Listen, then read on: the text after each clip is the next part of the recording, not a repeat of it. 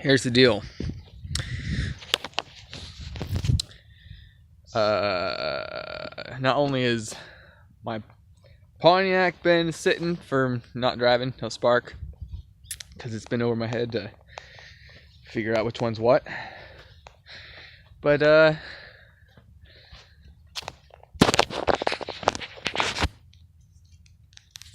now it's my mom's car.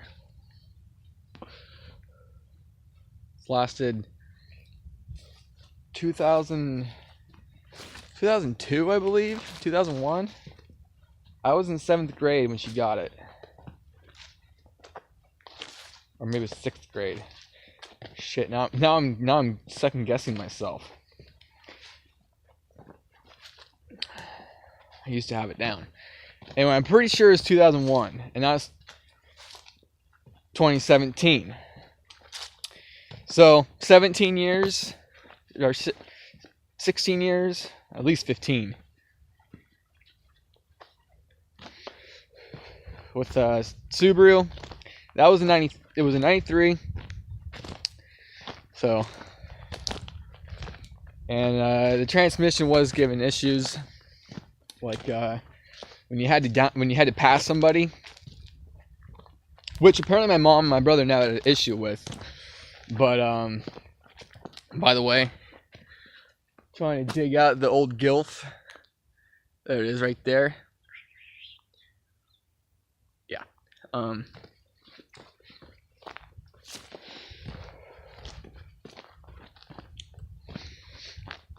Head gasket went.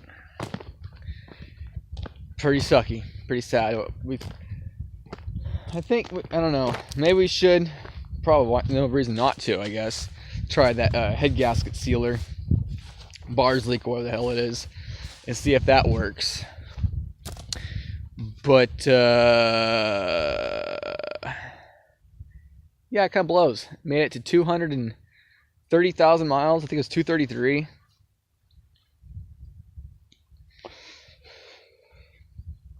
And you know, as a fanboy goes, kind of funny. I didn't used to always know that was, but I thought if you like something and you're a fanboy, it's a good thing, right? Because you're devoted to that brand. Well, I could see how it clouds your bias, and then well, guess I'll have to work. Anyway, I'll just sit right here for a minute. You got a Subaru with a 2.2. I always thought you won't have to worry about head gasket issues. It's the good one, right? Unfortunately, no. All Subarus have head gasket issues. That's just a fact. The older ones, less likely to have the issue, I thought, because never had an issue. But that was after it had 200,000 miles, and it probably got replaced at some point. You never know, because on my dad's car, when he got it, 2005, 4, something like that, and it had 200,000 miles on it already, and I discovered the cruise control never worked because it had a second motor hooked up in its lifetime. So, bam, strike there. My grandma's car, which is now my brother's car, that's had a second motor put in, and I can't remember if it was the head or whatever it was. It was weird. It was after it got wrecked. I don't know if that has anything to do with anything, but anyway. And that only has 121,000 on it now. It was under 100,000 before my brother started driving it. Anyway. But yeah, I look up on Craigslist all the time, as I always do. But now it's even double. I mean, I'm always on Craigslist, but now it's fucking like to the extreme. And so I'm trying to find a car for my mom, for a decent price that we can afford. They can afford, and it's kind of fucking hard, when you get in a beater for yourself, it's a lot different because it's not a big deal. Something goes out if there's imperfections because it's I guess a guy's car, but when it comes to your mom, you want the best. You don't just want to find her a piece of shit. So we've called like probably 5 different at least 5 different Subaru. I mean, I don't know. Called many different Subarus, and this is what will happen. They will. Shit. I'm trying to find the best lighting because that sun's fucking bright. They won't call, and then no wait, hold on. Let me back up a second. They'll answer because one answered, and then we were like, hey, we're in town. We take care of a place, landscaping. We landscape a place and park right where the car was pictured for their ad. And so we're like, shit, we should at least be able to look at it. Maybe not drive it, but look at it. But nope. Somebody else called ahead of us, and they never called back, and so they must have got it, and it must have been taken down. Had to have, but that one was $2,200 for 2002. 183,000 miles. Doesn't say anything about the head gaskets or any maintenance in the ad. And it was white, and my mom wants one that's not white. I'm trying to find one that's not, just because I already know 2 people with a white Outback. Everybody, Pacific Northwest, Oregon, here, Leb, Albany, Corvallis, fucking they're everywhere. You could sit there with the counter and count like 100 Outbacks in a half an hour, or whatever. But white ones, you could sit there and count 5 in a few minutes in a car ride. I mean, it's ridiculous. And I can understand. I wouldn't, if I had the choice, I wouldn't want the same one everybody else has. I'd want like a blue one or a red one, or something a little different. But it's not just that. It's not just being picky about the color, because that doesn't really matter, because most of them don't really have maintenance records, and we'd like to buy one that has, maintenance records, the head gasket's been done, shit like that, because don't want to buy something and then just like 5,000 miles on the road, the head gasket blows, and then, because I've been the guy to tell everybody else, if you buy a Subaru, make sure the head gaskets were done. I don't want to be hypocritical and be retarded and say, oh, look at that Subaru. It only has 190,000 miles. Drive it, and then 5,000 miles later, boom, head gaskets out. Which actually doesn't go boom. Head gaskets don't go boom. The engines, that's if you run out of oil. But head gaskets, which here's the crazy shit. I'm already getting long in this fucking video. Damn it. It was running perfectly fine, and then we checked the radiator, checked the coolant, good measure. You're supposed to do that every once in a while, and there was oil in the radiator. So my dad flushed it out, and now with fresh coolant in it and the cleaner stuff, radiator flush, it overheats as soon as you drive it. You can sit there all day idling it, but as soon as you drive it down the road, as soon as it gets into second gear, let's put it that way. As soon as you actually get moving, because you can probably go up and down the driveway, but as soon as you try to get somewhere, it overheats, and it fucking sucks. I expected better from the Subaru, but at the same time, we've known this.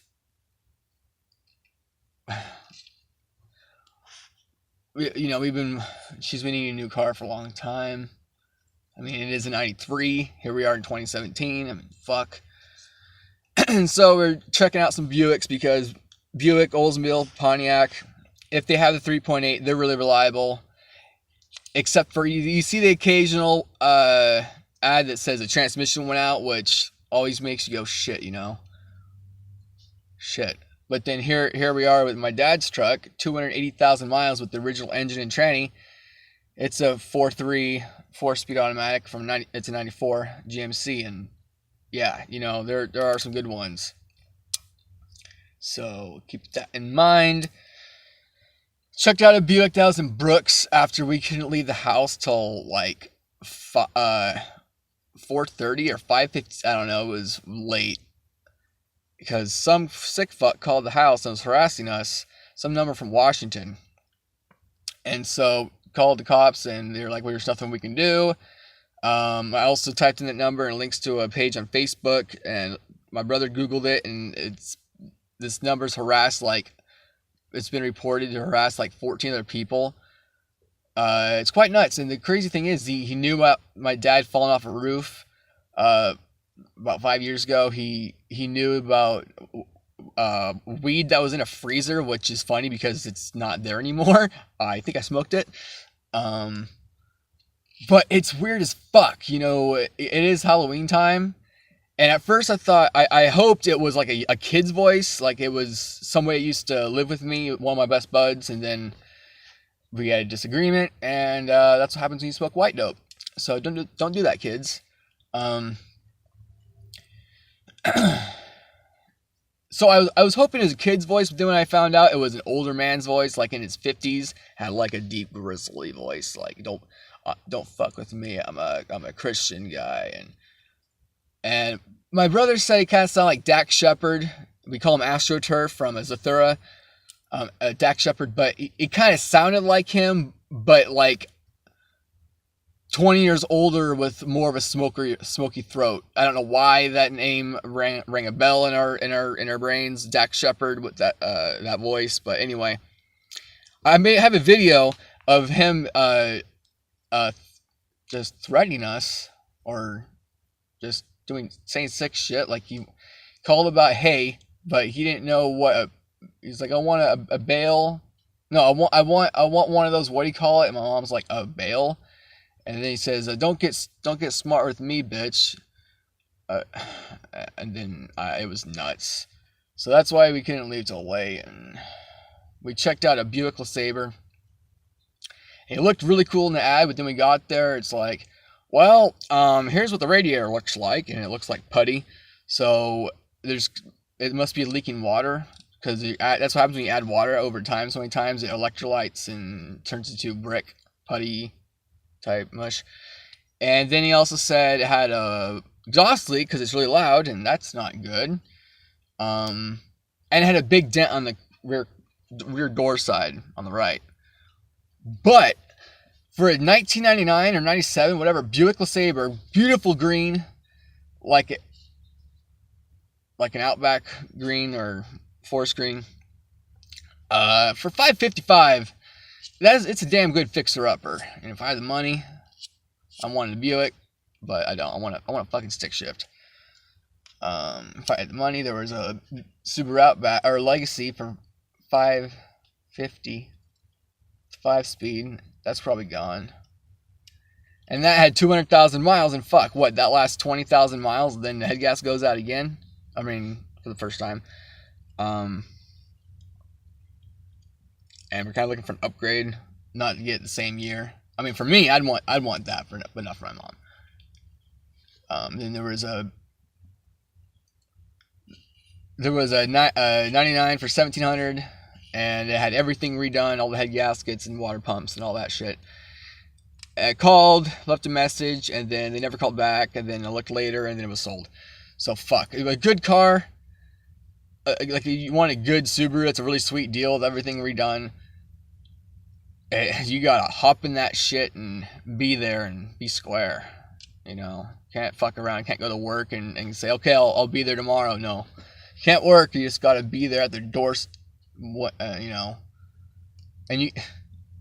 Yeah. Anyway, and then there was one that was $500. It didn't look too bad, but then started up and it had oil coming out of the exhaust like my mom's did, and that just means head gasket's on its way. Because my mom's car had oil coming out of the exhaust for quite a long time. Kind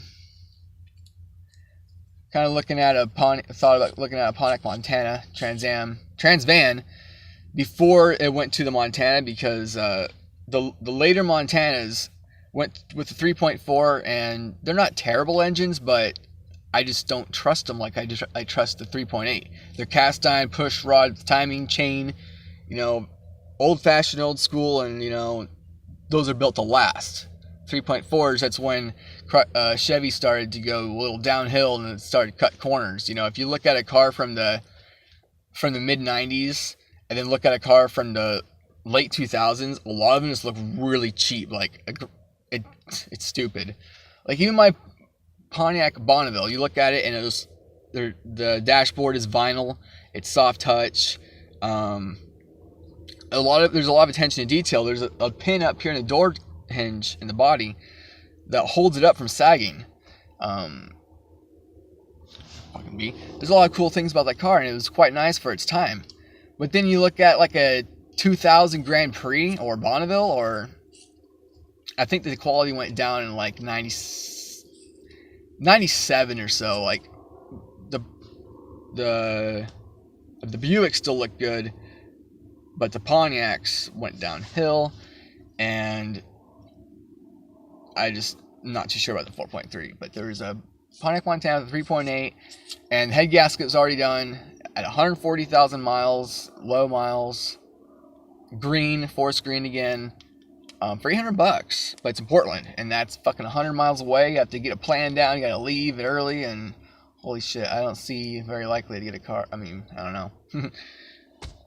That's the fun of shopping for a car. When you're out of a car, you're like, shit, you're always looking, even double, because I always like clicked up Facebook and went scrolling around, and okay, that's a good deal, but then when you're trying to look only for a specific price range, and